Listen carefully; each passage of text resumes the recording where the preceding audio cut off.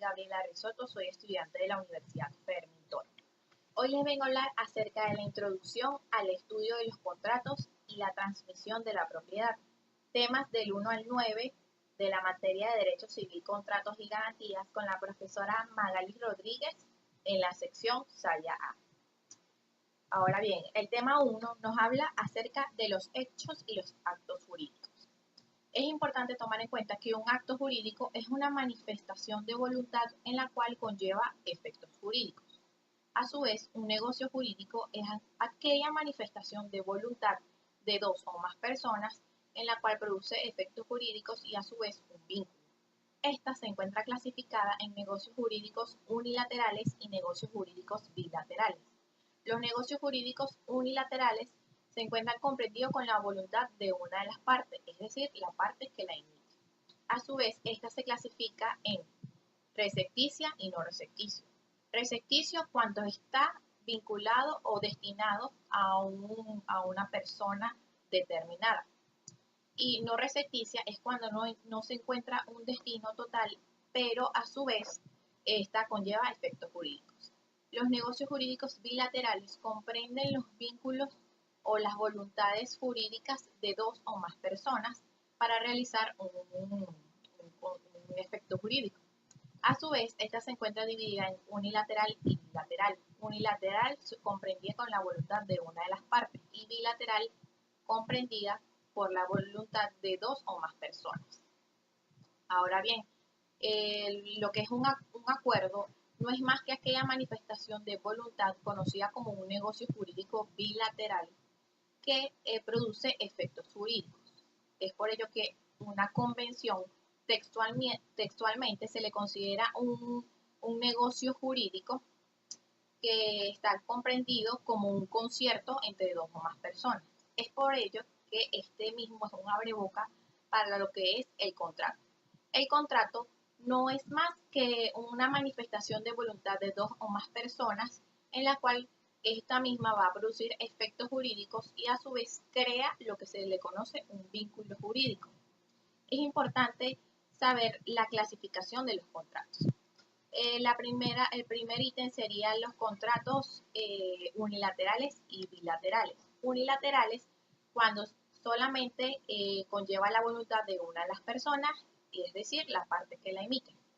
Y los contratos bilaterales conlleva la manifestación de dos o más voluntades.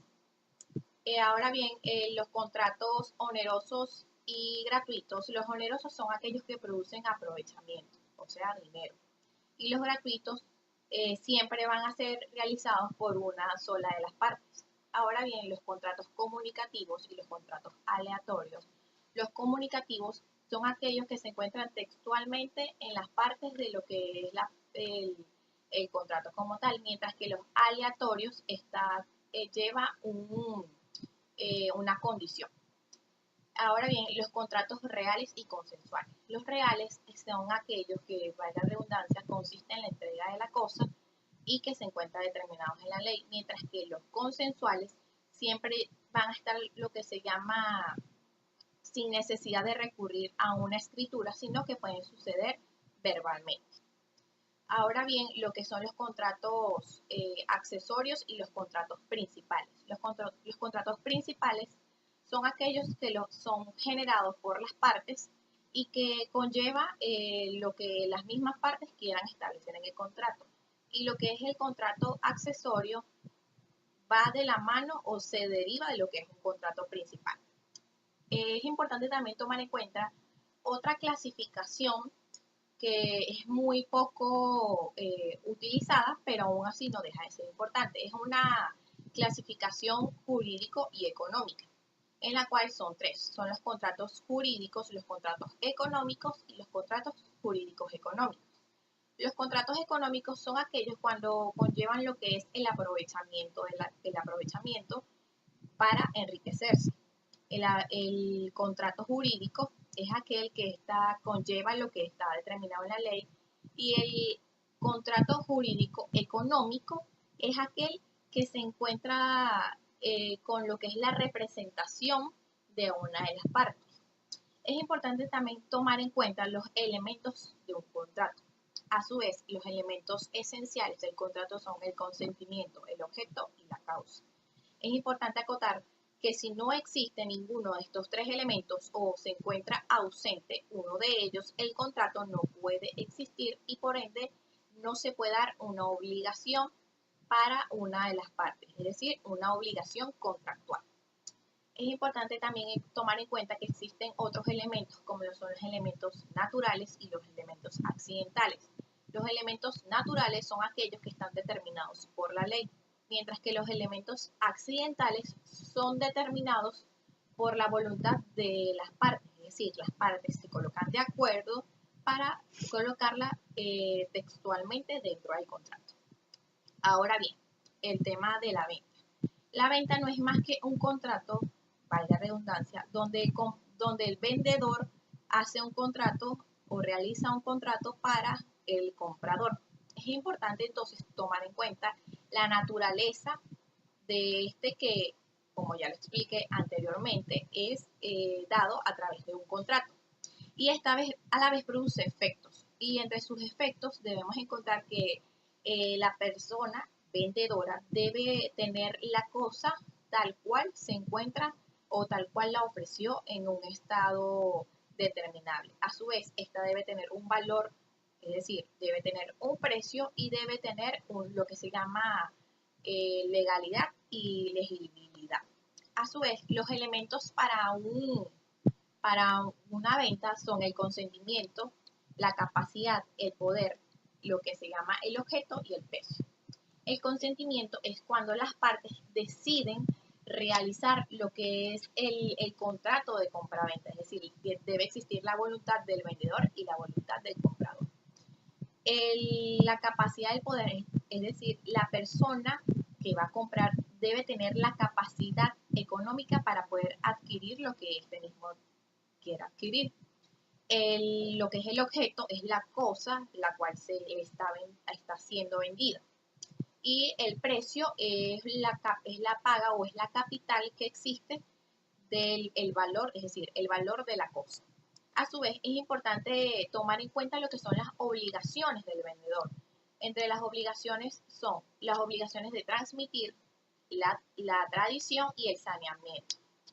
La obligación de transferir, es decir, cuando ya el vendedor tenga pago la cosa que ya, valga redundancia, pagó el vendedor, el comprador, disculpe, debe entregar la cosa en la cual él está comprando o ha sido vendida.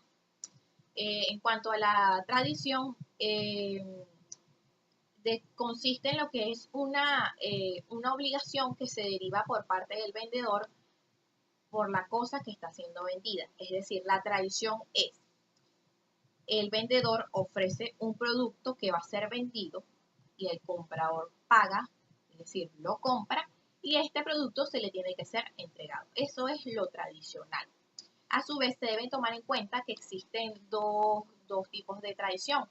Una tradición de cosas muebles corporales y una tradición de cosas incorporales. La tradición de cosas corporales es aquel cuando se entrega la cosa en manos de la otra persona. Es decir, un ejemplo, está siendo vendido un apartamento y lo legal es que el comprador pague el apartamento y el vendedor, como ya ves el pago realizado, este mismo lo entregue, es decir, entregue las llaves al comprador. Esa es la tradición.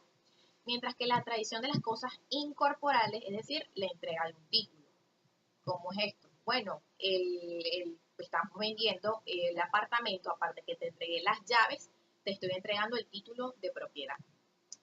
A su vez, es importante tomar en cuenta que el lugar, el momento y todas las condiciones del vendedor o para lo que existe, lo que es como característica de esta, es que esta misma es determinada por las partes. Es decir, el vendedor y el comprador se colocan de acuerdo para el lugar, el momento, la fecha y la hora en la que va a ser paga y en la que va a ser entregada la cosa.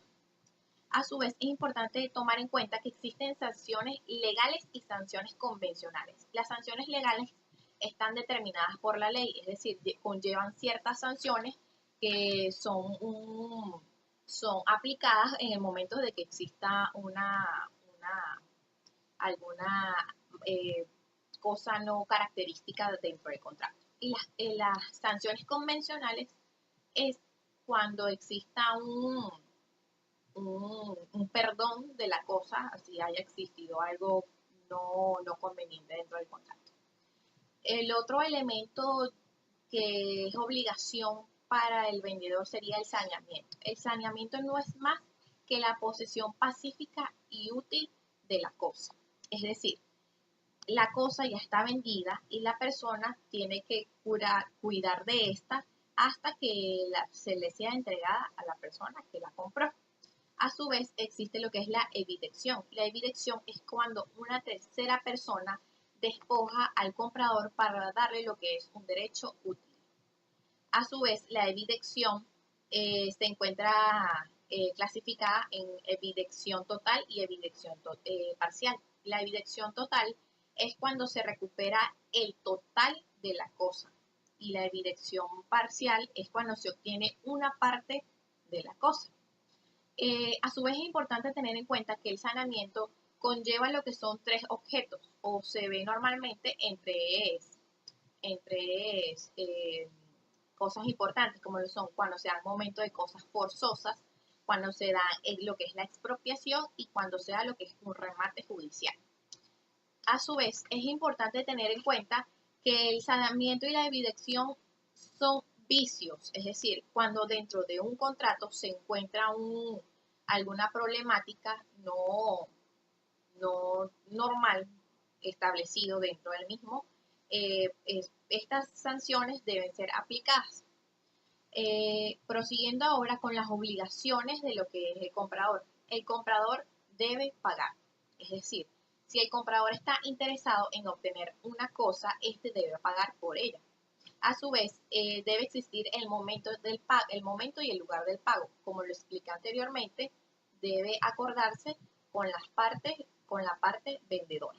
También es importante tomar en cuenta los intereses. Si una persona tarda mucho en pagar, la otra tiene la obligación, es decir, el comprador tiene la obligación de pagar los intereses siempre y cuando se le sean solicitados. Y puede existir una suspensión, es decir, el comprador puede apreciar alguna anomalía dentro de lo que es la parte del contrato o del compra-venta y puede cancelar el pago, es decir, decide abandonar el contrato. Y a su vez, lo que es el comprador debe pagar los gastos. Un ejemplo muy típico de esto es cuando una persona compra algo por Mercado Libre. La persona compra por internet y el comprador tiene la potestad de pagar el servicio de envío y todas esas cuestiones. Es importante también tomar en cuenta que existe lo que es la tutela legal del crédito, en la cual es considerada como un crédito que debe tener el comprador en el momento de realizar el contrato. Ahora bien, el estudio de la sentencia 878 del Tribunal Supremo de Justicia de la Sala Constitucional, solicitada ser leída por la profesora, nos habla acerca de un caso, o mejor, de compraventa. Pero en realidad esto tiene muchas derivativas, ya que, según lo leído en la sentencia, puede ser denominado un contrato de compraventa. A la vez lo denomina un contrato preliminar o un contrato preparatorio. Entonces, debido a la gran característica de contratos que hay en el momento y que son solicitados, se toma en cuenta que una de las partes está pidiendo la revisión de alguna sentencia que se le fue aplicada anteriormente para que ésta puede ser este, sanada, es decir, pueda dársele una oportunidad. Pero al estudiar la Sala Constitucional, esta sentencia establece que hubieron violaciones de la seguridad, de los principios de seguridad jurídica, o sea, no se tomaron en cuenta las sentencias y las cuestiones aplicadas a este mismo caso. Es por ello que aquí interviene la Sala de Casación Civil, en la cual establece entonces que es un contrato preliminar, es decir, existe los tres, a pesar de que tengan los elementos para hacer un contrato de compra-venta, es decir, tiene el consentimiento, el objeto y la causa, se considera entonces un contrato, lo que se llama un contrato preparatorio, disculpe, dado a que este contrato preparatorio no tiene como tal alguna capacidad para lo que se llama un contrato de compra-venta. Es por ello que se rechazó a la parte solicitante debido a que existe una falla de objeto de la revisión, es decir, no se le va a revisar el contrato y por ende entonces se considera un contrato preparatorio. Esto ha sido toda mi exposición, espero que haya sido de su agrado.